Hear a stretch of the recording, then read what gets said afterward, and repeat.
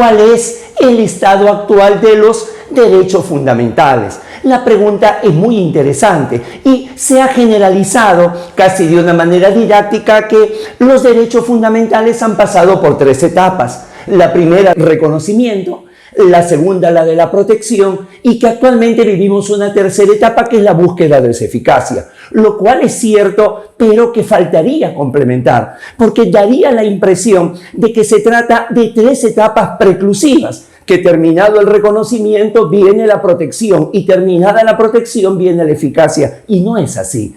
Si bien es cierto, son etapas sucesivas en el orden que se han indicado, luego van a ser sincrónicas. Esto es, se desarrolla el reconocimiento de los derechos fundamentales y posteriormente aparece su protección, pero sigue a la par el reconocimiento y posteriormente aparece su eficacia, y al mismo tiempo se está dando el reconocimiento y también se está dando la protección, y son etapas inacabadas. De tal manera que si desglosamos una por una, comenzaremos señalando que el reconocimiento se inicia allá por 1791.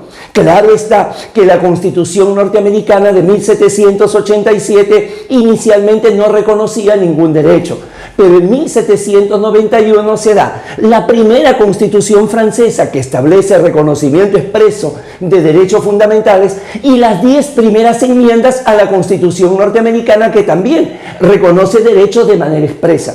Y ese reconocimiento se ha mantenido a lo largo de la historia hasta nuestros días, en que sobre todo en los últimos 30 años el constitucionalismo latinoamericano ha dado o nuevas constituciones o reformas importantes en las cuales ha reconocido un verdadero elenco de derechos fundamentales, siendo la más paradigmática la Constitución brasileña de 1988, que en su artículo 5 tiene una lista de cerca de 70 derechos fundamentales.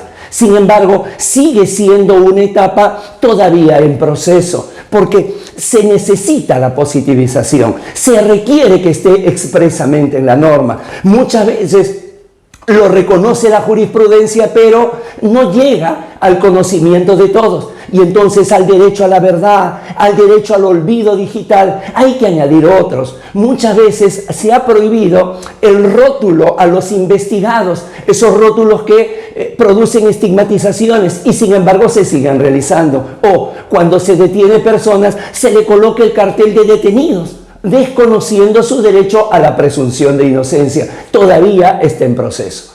Un segundo momento es el momento de la protección de los derechos fundamentales, lo que conocemos bajo el nombre de las garantías constitucionales, y que casi de manera universal se reconoce al habeas corpus y al amparo. Pero sobre todo este último, el amparo, viene en un desarrollo, se podría decir, de ensayo-error, porque se busca que sea una protección adecuada. Por ejemplo, en el Perú se inició el siglo pasado con un amparo alternativo y a partir del año 2004 se cambió a un amparo subsidiario que todavía sigue buscando mecanismos que hagan una efectiva protección. Y en el caso, por ejemplo, de la Corte Interamericana de Derechos Humanos, la mayor cantidad de sus condenas en el siglo XXI son distintas a las del siglo XX. Ya no hay el tema de las desapariciones forzadas y otros, sino mayormente son derechos de justicia que han vulnerado los países justamente porque han faltado al debido proceso. También es algo que sigue buscando un desarrollo. Y por último, número 3, la eficacia. La eficacia en la protección de los derechos fundamentales se logra de 2 maneras: con el plazo razonable durante el proceso y con una ejecución que justamente hace que a la tutela jurisdiccional se le coloque el apellido materno de efectiva. Y en ambos aún todavía estamos en deuda. Los procesos a nivel nacional, procesos constitucionales, duran a veces 3 o más años. Y ni hablar de la jurisdicción supranacional, donde las sentencias se producen después de 18 o 20 años. Y en el caso nacional, en el caso de la ejecución de las sentencias, muchas veces depende de la voluntad del poder político. Por ejemplo, para el ámbito del presupuesto.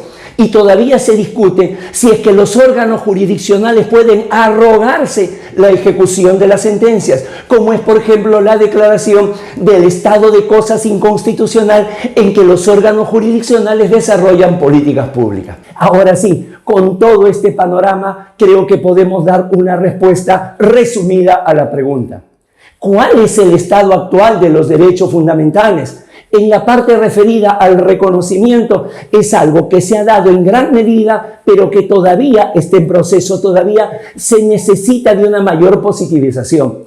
Respecto de la protección, es absolutamente perfectible y en cuanto a la eficacia, aún estamos como una tarea pendiente. Aguardo les pueda servir. Suscríbase a Tribuna Constitucional y vamos poblando esta tribuna del conocimiento jurídico. Difúndalo y no se olvide, la profundización de estos temas los desarrollamos en los diversos cursos que presenta la oferta académica de la Escuela de Derecho EGACAL. Han sido muy amables, muchísimas gracias, un fuerte abrazo.